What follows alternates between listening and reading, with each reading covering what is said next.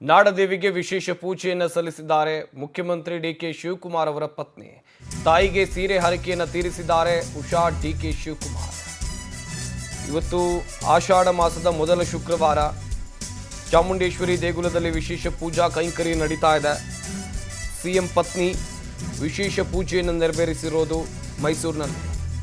ಆಷಾಢ ಶುಕ್ರವಾರದಂದೇ ಸೀರೆ ಉಡಿಸ್ತೇನೆ ಅಂತ ಉಷಾ ಹರಕೆಯನ್ನು ಹೊತ್ತುಕೊಂಡಿದ್ರು. ಬೇಡಿಕೆ ಈಡೇರಿದ ಹಿನ್ನೆಲೆಯಲ್ಲಿ ಸೀರೆಯನ್ನು ಹರಕೆಯಾಗಿ ಕೊಟ್ಟಿದ್ದಾರೆ.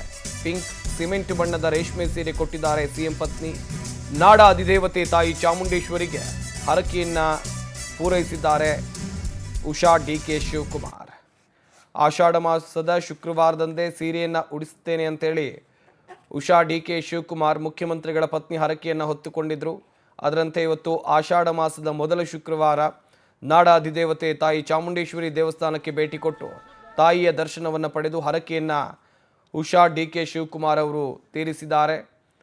ನೋಡ್ತಾ ಇರಬಹುದು ಚಾಮುಂಡಿ ಬೆಟ್ಟದಲ್ಲಿ ಮುಖ್ಯಮಂತ್ರಿಗಳ ಪತ್ನಿ ದೇವಸ್ಥಾನಕ್ಕೆ ತೆರಳಿದ ದೃಶ್ಯಗಳನ್ನು.